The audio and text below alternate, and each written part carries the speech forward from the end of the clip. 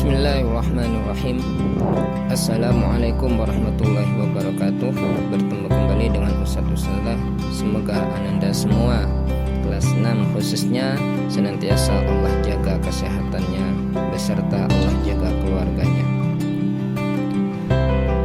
Untuk pembahasan pembelajaran kali ini kita akan membahas tema 5 wirausaha, subtema 1 kerja keras berbuah kesuksesan. Untuk menu materi atau pembahasannya, pelajaran IPS KD 3.3 menganalisis posisi dan Indonesia dalam kerjasama di bidang ekonomi secara khusus. Pembahasan di bidang ekonomi secara khusus yang kita akan bahas. Untuk menu materi selanjutnya, IPA KD 3.5 mengidentifikasi sifat-sifat magnet dalam kehidupan sehari-hari. Menu materi selanjutnya, pelajaran bahasa Indonesia KD 3.6 mencermati petunjuk dan isi teks formulir khusus baik pendaftaran, kartu anggota, pengiriman uang, dan lain sebagainya. Menu materi selanjutnya, pelajaran PPKN KD 3.3 menelaah keberagaman sosial, budaya, dan ekonomi masyarakat. Menu materi selanjutnya SBDP KD 3.1 memahami reklame. Untuk materi IPS, pembahasan kali ini terkait ASEAN atau kerjasama negara ASEAN. Kerjasama negara ASEAN, Indonesia sebagai salah satu pendiri dan anggota ASEAN tentunya memiliki peranan tersendiri di dalamnya. Bentuk kerjasama Indonesia dengan negara ASEAN di bidang ekonomi. 1. Sektor industri. Kerjasama di sektor industri dilakukan melalui ASEAN Industrial Cooperation. Beberapa proyek industri yang dilakukan oleh ASEAN meliputi industri pupuk yang ada di Indonesia dan Malaysia, pabrik industri tembaga yang ada di Filipina, pabrik vaksin di Singapura, dan Abu Soda di Thailand. 2. Sebagai cadangan pangan, beberapa negara ASEAN seperti Indonesia, Thailand, dan Vietnam terkenal sebagai lumbung padi ASEAN. 3. Kawasan perdagangan bebas.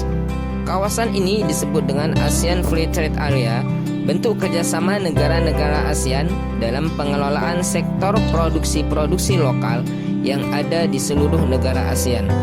Ketiga sektor itu salah satu adalah bentuk kerjasama antara negara ASEAN dengan beberapa negara yang ada di ASEAN khususnya dalam bidang ekonomi. Selain 3 sektor penting di atas, kerjasama lain juga dilakukan antar negara ASEAN adalah kerjasama sektor jasa meliputi transportasi, telekomunikasi, dan pariwisata. Dari ketiga sektor ini, baik transportasi, telekomunikasi, dan wisata berdampak terhadap ekonomi. Untuk materi IPA, pembelajarannya terkait magnet dan sifat kemagnetannya. Pengertian magnet. Magnet adalah benda yang mampu menarik benda-benda tertentu di sekitarnya. Magnet disebut juga dengan besi sembrani. Setiap magnet memiliki sifat kemagnetan. Kemagnetan adalah kemampuan benda tersebut untuk menarik benda-benda tertentu di sekitarnya. Kekuatan tarik-menarik benda-benda tertentu disebut dengan gaya magnet. Sifat-sifat magnet. Magnet hanya dapat menarik benda tertentu. Yang kedua, di sini gaya magnet dapat menembus benda. Semakin kuat gaya magnet, maka semakin tebal pula benda yang dapat ditembus oleh gaya tersebut. Yang ketiga, magnet mempunyai 2 kutub, yaitu kutub utara dan kutub selatan. Yang keempat, gaya magnet paling kuat terletak di kutub-kutub magnet. Yang kelima, kutub yang berbeda saling menarik, kutub yang sama saling menolak atau terjadi saling tolak menolak. Oke, berdasarkan sifat kemagnetannya.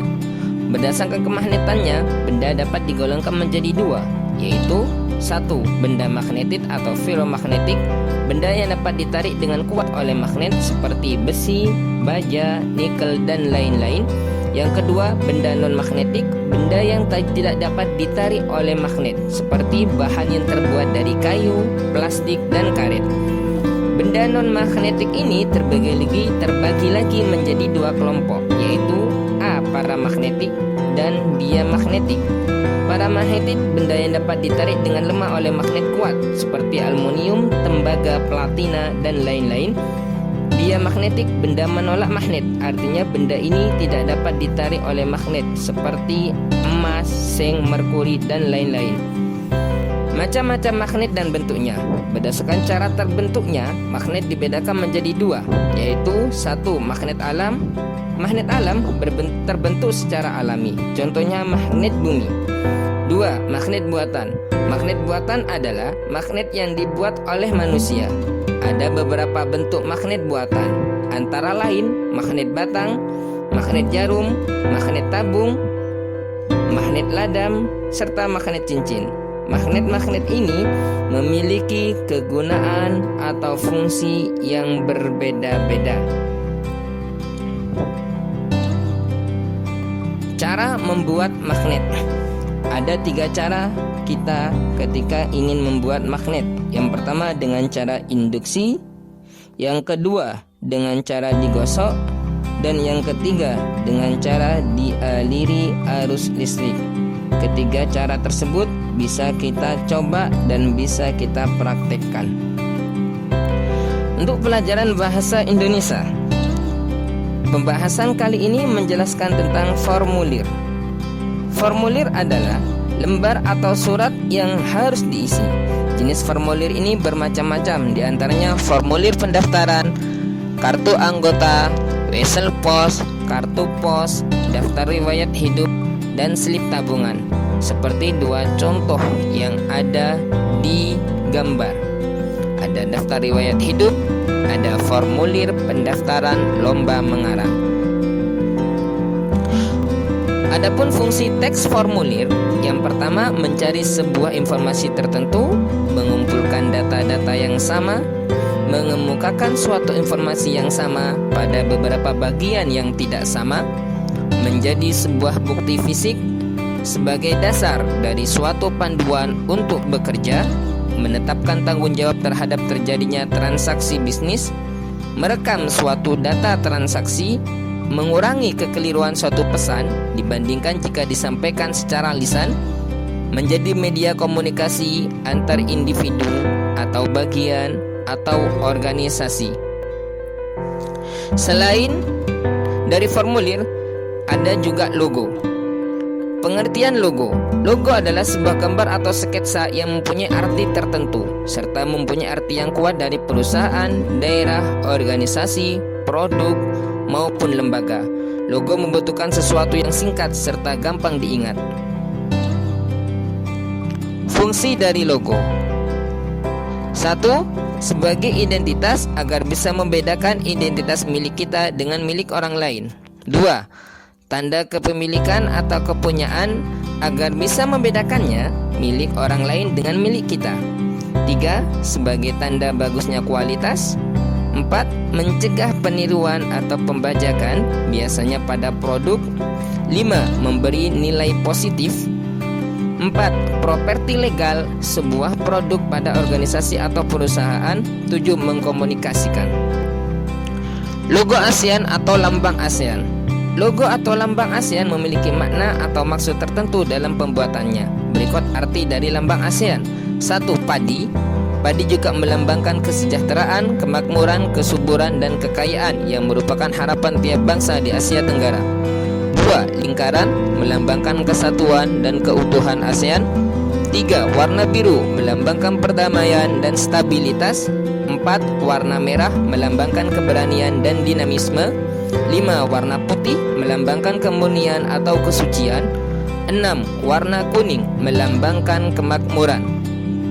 Keenam, makna atau arti dari lambang ASEAN bisa kalian pelajari dengan lebih baik lagi. Dan kalau bisa, kalian ingat dan hafalkan agar kalian bisa lebih paham dalam arti negara ASEAN. Untuk materi selanjutnya, pembelajaran PPKN. Keberagaman kegiatan ekonomi di Indonesia. Keberagaman ekonomi adalah perbedaan tingkat ekonomi pada suatu masyarakat. Keberagaman ekonomi juga dapat dilihat dari keberagaman pekerjaan. Setiap pekerjaan memiliki peran dan tugasnya masing-masing. Kita harus menghargai setiap pekerjaan. Dengan menghargai pekerjaan masing-masing, kita betul-betul akan hidup lebih baik di tengah-tengah masyarakat. Sikap menghargai dan menghormati orang lain yang berbeda dengan kita adalah hal penting yang harus kita lakukan demi terciptanya kerukunan dan keharmonisan hidup. Ada faktor ekonomi dalam kehidupan masyarakat yang memegang peranan sangat penting dalam menentukan tingkatan status sosial seseorang atau sekelompok orang di dalam lingkungannya.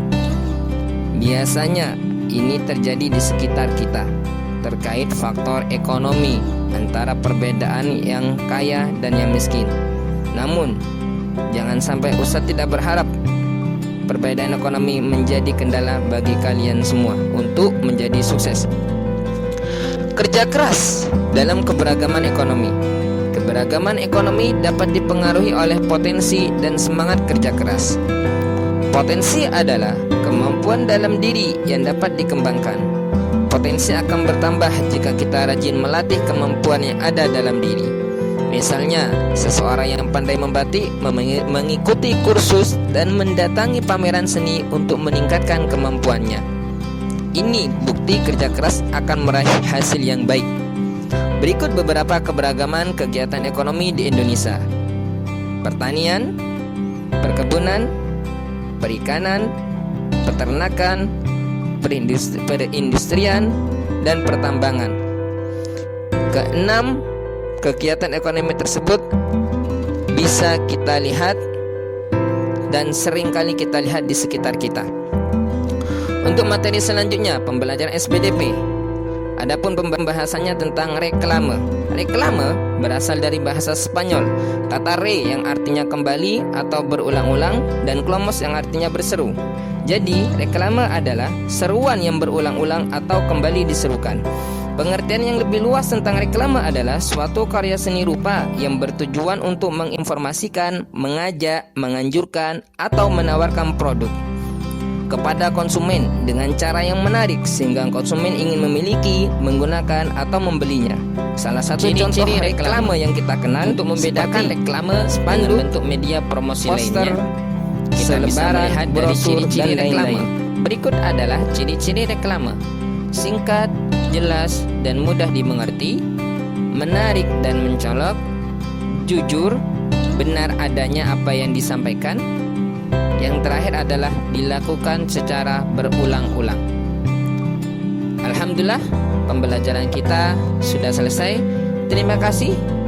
Semoga Allah mempermudah kalian dalam memahami materi kali ini.